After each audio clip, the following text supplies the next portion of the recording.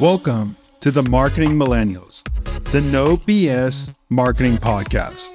I'm Daniel Murray, and join me for unfiltered conversations with the brains behind marketing's coolest companies. The one request I tell our guests, stories or it didn't happen. Get ready to turn the up. Welcome back to another episode of the Marketing Millennials. Today, we're diving into the backbone of every successful agency, operations. Our guest is Tess Voecks, Vice President of Operations at RicketyRoo, an agency specializing in local SEO, PPC, social media, content marketing, and web design. Tess is the go-to expert for setting up scalable processes, unlocking the magic of project management, and of course, mastering ClickUp. They don't call her the ClickUp queen for nothing. If you're looking to scale your agency, simplify your workflows, and turn chaos into clarity, this episode is your blueprint. Let's get into it. What's up, Tess? Welcome to the podcast. Hey, thanks for having me. Let's get started and give a little quick intro of who you are to set up for this conversation today. Sure. So my name is Tess Voecks. I am the Vice President of Operations at an agency called RicketyRoo. We specialize in SEO and PPC marketing for companies of all sizes. And I'm also an operations consultant for several other marketing teams and agencies. The TLDR is my jam, is helping teams get organized, get efficient, and truly be collaborative so that they can build a culture and a business at the same time. Well, I think every business needs good ops, but we're going to dive into agency ops today. Let's just start off with what is the number one tip you would give someone to be more efficient in an agency environment? Yeah. So I think I'm a little biased. My background is mostly project management. So I think I'm biased in saying project management, but project management touches so many different parts of an agency or really a business in general. And so I really see that as being the number one thing that somebody should be really, really tuned into and have dialed in really well to be successful in, and again, a marketing agency, but really any business. So starting there is always the place I start. It uncovers so many different issues and wins. I shouldn't just say issues, but all of like the things that are, hidden in the corners and in the closet kind of come out when you start to dig into project management. I want to dive into the word project management because I think people just think project management means just following up on this. The bias people have of project management, but what does project management actually entail so people know what successful project management looks like? Yeah, I agree with you. Usually when you say project management, people think, oh, okay, so a glorified assistant, you're just going to, like type an email for me or Slack somebody and ask somebody. But no, it's not. So project managers are really, I kind of think of project managers as like mini CEOs within a division. So they are in charge of everything from setting up a project all the way to following up on the project, the success or failure of it, and everything in between. So really, they have to know everything from the pricing, the setup, all of the things that go into creating the project, all of the stakeholders, all of the SMEs, the goals, the KPIs, the metrics, the expected outcomes, the timeline, all of these things, all these little things that go into project management, and then all the way down to the process that's actually going to be followed and making sure that process is communicated to the team. And then once you're into, the actual project, it's communicating with the team, communicating with, if you're an agency, the client or a third party that may be involved or anything like that. It's just, again, they're kind of a mini CEO and a mini owner of people, teams, and products within whatever type of business it is that you're working in.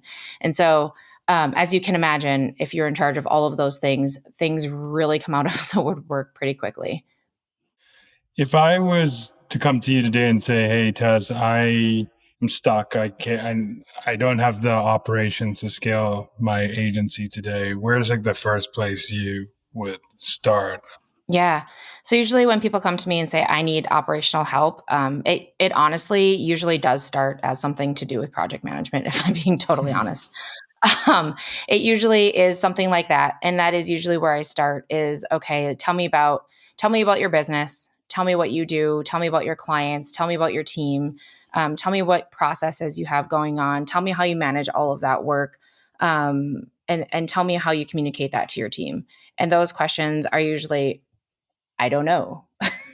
And that is the whole underlying issue. So again, starting back at like square one with project management is what are you doing? How are you doing it? And that is usually the entire crux of the issue is how are you doing it? How long is this taking you? Who is doing it? How long is it taking them? And all of that leads to, like greater things like utilization, which leads to what is the margin on your actual business, the service or the product that you're providing. If it's positive, great. Could it be better? If it's not positive, which a lot of cases it's not, it's like, oh, well, you have no idea the questions to the first questions that I've asked you, like, it's no wonder that you have no idea what your margins are or that they're negative and you had no idea. So it's really just, diving into those things and answering a lot of questions before we can even get started on making it better or fixing it. I want to go into specifically a marketing agency. So, I mean, your agency, you do PPC, you do SEO. So, how do you set up the organization to be successful when you have, let's say, different services and different owners of services, and how are you scaling up each service so and make sure each service is successful on its own? Yeah, that's a great question. So usually how I approach this is, again, start, square one is process and project management. How are we managing these processes? Who's in charge of doing that? What is the actual process? If there is nobody doing that and the answer is, I don't know, then we start there. And first it's like, let's lay out the groundwork for whatever it is that you're doing. Let's lay out the process. From there, you can assign your team.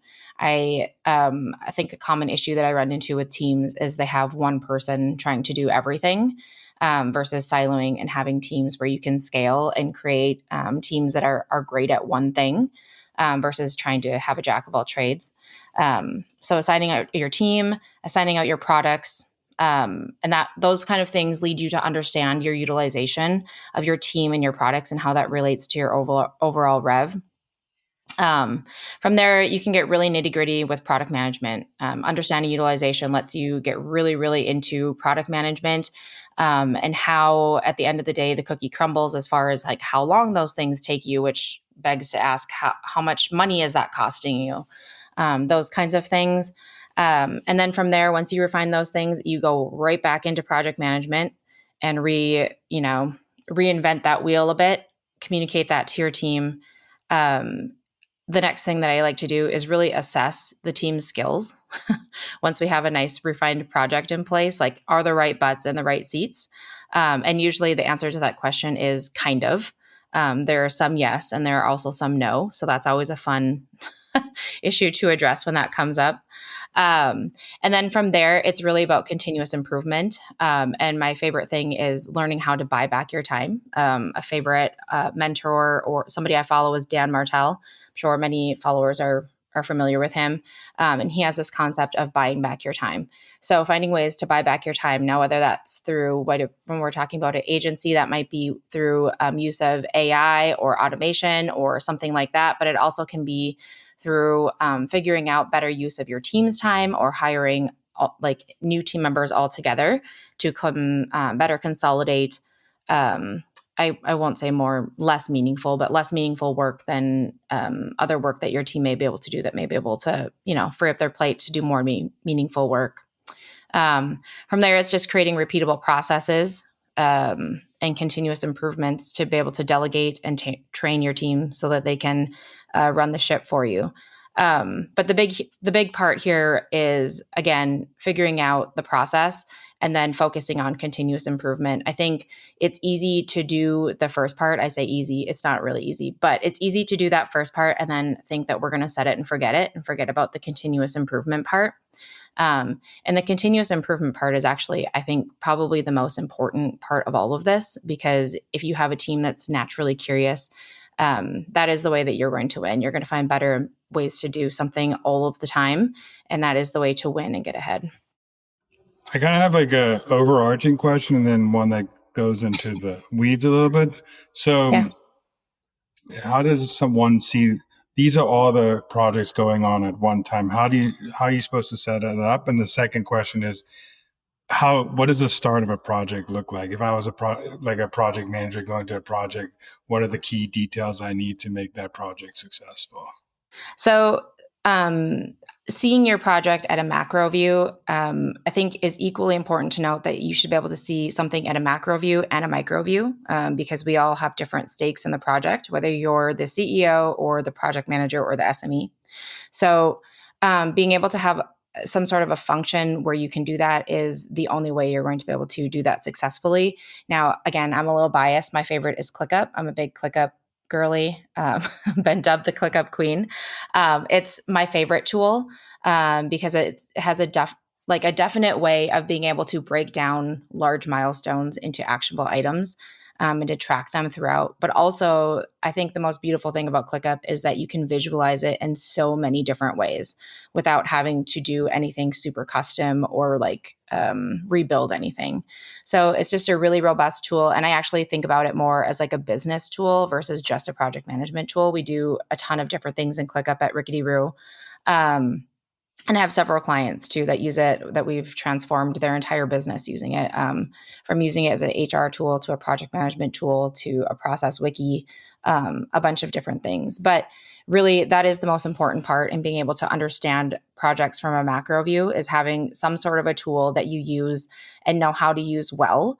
And really that you get the buy-in of the team and that the team is going to use well, right? You can have a cool tool and a cool process, but if you don't have the buy-in and the training for the team so that they utilize it, you're really no better than you were having nothing at all.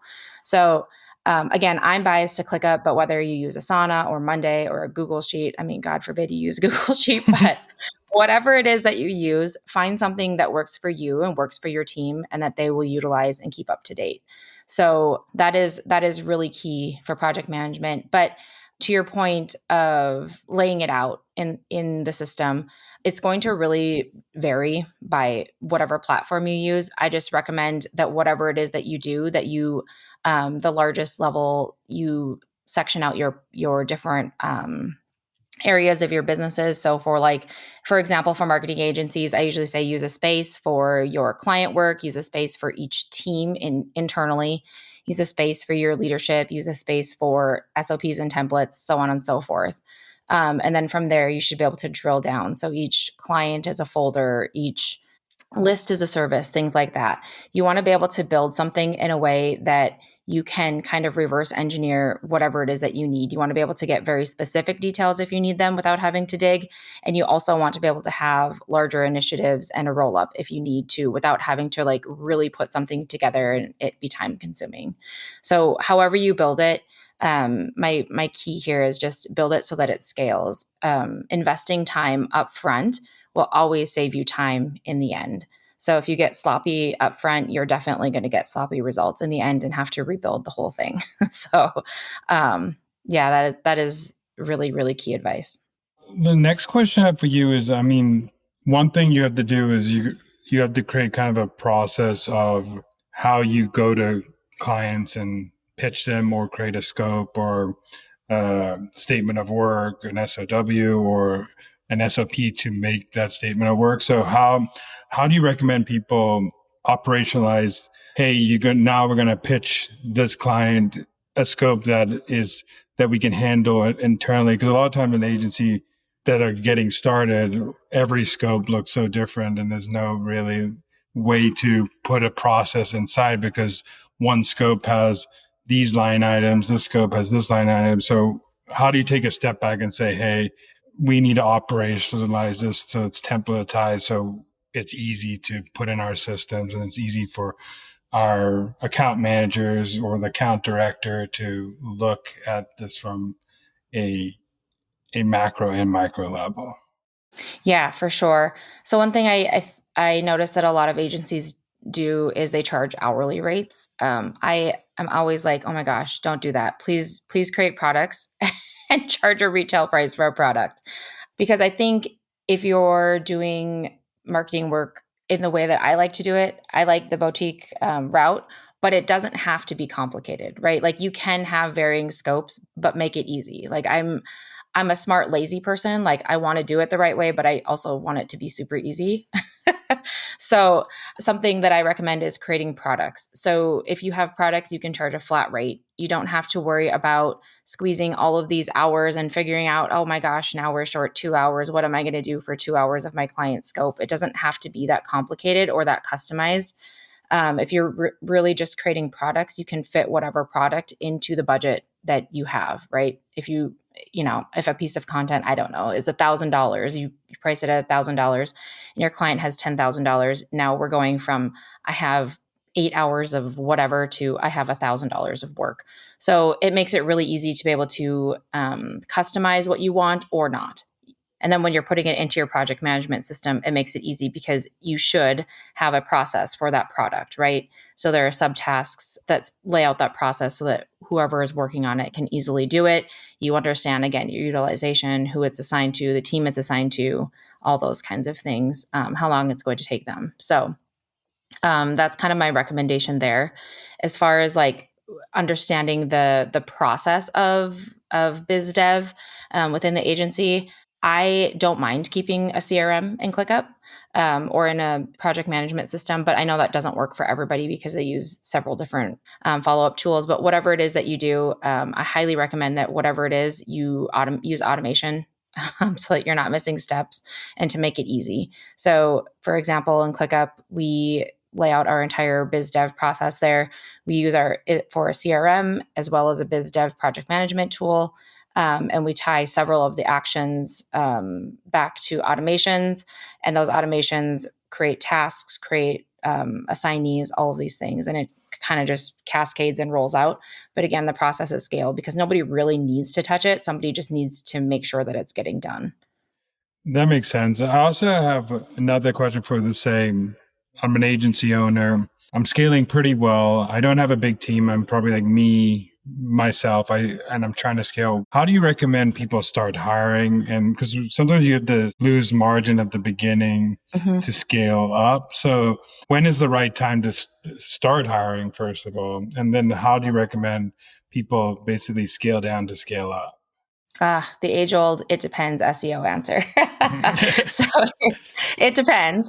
It depends. I think a lot of it depends on how much time you as an agency owner or a sole proprietor how much time you're willing to put into whatever it is that you have versus how much work-life balance you want to have. So if it's me, what I'm thinking about, if I'm a sole proprietor, my first hire I actually made this year and is just a friend that wanted part-time work, but alas, it was still an investment on my side, right? So I decided that I had reached my capacity in being able to both manage my work and manage my biz dev. So again, in buying back some of my time, I had to decide that it was worth the investment to invest in somebody to help me so that I could help myself by investing my own time into biz dev. I was just no longer able to support doing both of those things plus fulfilling the client work. And so at some point, you have to decide, when is this no longer beneficial for me or my client?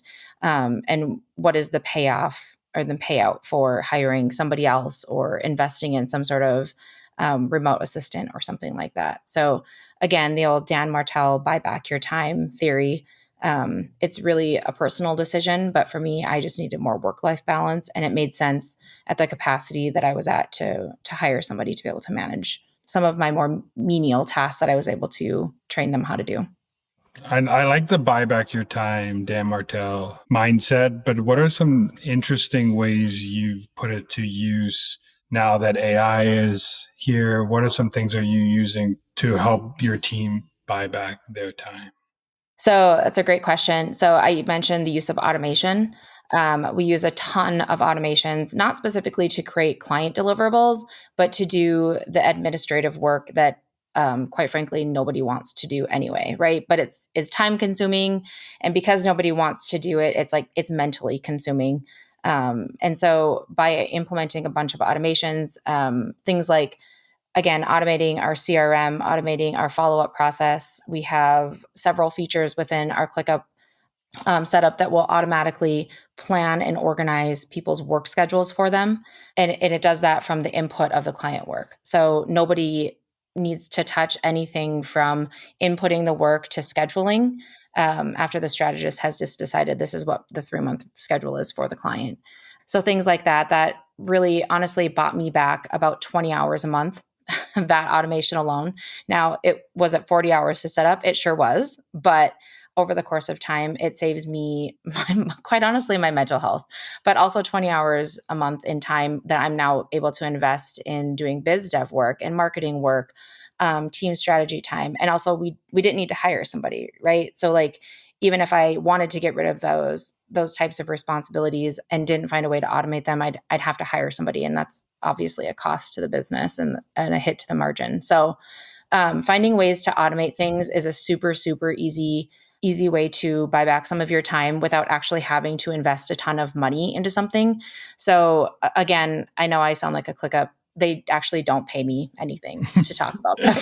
They should really, but And this podcast is not sponsored by ClickUp, so just everybody know that.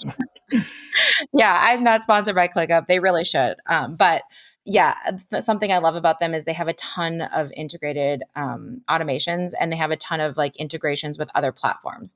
So it just makes it super easy to be able to tie together different platforms that we use outside of ClickUp. But there's also things like Zapier, that they have some really great free functions that have solved some of the world's problems for some of small agencies and solopreneurs. So really leaning into automation if you can't make the dive into investing in a person, but need to buy back some time.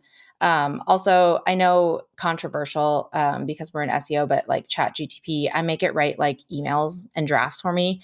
I am a menace of the English language. I should not be allowed to like send things publicly, but alas, that's part of my job. And so again, I've created an entire like GPT setup for myself where I've fed it types of content that I've written myself. And then it has learned my tone, my language, my verbiage, and I make it write emails for me, to be honest. Emails that I don't want to write, but are meaningful, and still need to be done. And it saves me probably an hour a day of just like, hey, can you write me an email that this? Can you write me an email that? Right. So then I just have my assistant go in and have her just put all those things in and then input them into my Gmail. I take a quick look through them before we send them and they go out the door. So, just little things like that can really, really help if you're not ready to make the dive into a full hire or a part-time hire, but need to buy back some of your time and again, mental health. And sometimes mental health is more important than your actual time. I just want to double click on something that I think is really important that you just said is just because administrative tasks are supposed to take like 3 or 5 hours to say, that mental taxing on an employee of yours that like really doesn't want to do it creates a work life that they don't want to be a part of. And then they're also dipping on things that they would be really good at. So like, let's say creative strategy, like creatives should never do project management. Like there should be a setup for creatives because creatives doing project management is not a fun thing. You got to think of that as a business owner, like how taxing. So some people, you love it. Some people love the in the weeds, nitty gritty stuff. And some people want to hate that stuff. They know it's part of the job and they need help figuring out that part. And that's why it's great to have a project manager or someone operationally to take that off their plate. One of the last questions I have for you is, since you are the ClickUp queen, what is like your favorite, let's say, hack or trick in ClickUp that someone could do right now? Ooh, that's a great question. I wouldn't say it's easy, but it's worth it. If you build out your processes in ClickUp, so essentially, like I'm just going to use writing content as an example because it's easy. So if you take that, make it a parent task, and then write subtasks for each of the action items under there, like write a brief, do keyword research, I don't know, write the thing, edit the thing, whatever it is, and you assign a due date and a time estimate to that.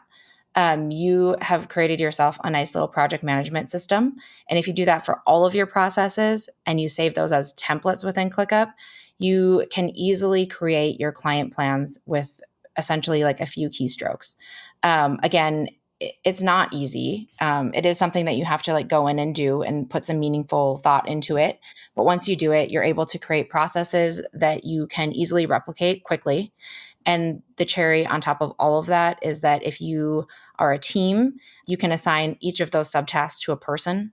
And because you've assigned a due date and a time estimate to it, you now have a comprehensive view of that person's week, their month, their quarter, or whatever, timeline you want to look at. But doing that, it seems silly. I know that at face value, that seems so silly, but actually I joined RicketyRoo a year ago and they did not do this. And this was one of the very first things that I did when I came in, because they had things that ran overdue. Their team was burnt out. They had things that were late to clients, things that were not prioritized correctly. Every single month at the end of the month was a rush because things were forgotten. And this has immediately solved that problem. I came in the beginning of October, and at the end of January, it was no longer an issue. Again, it took up like a month and a half of some pretty in-depth and hard work, but it solved almost every issue that they had, in addition to finding out that, hey, we thought we had to hire 2 more people, and we don't.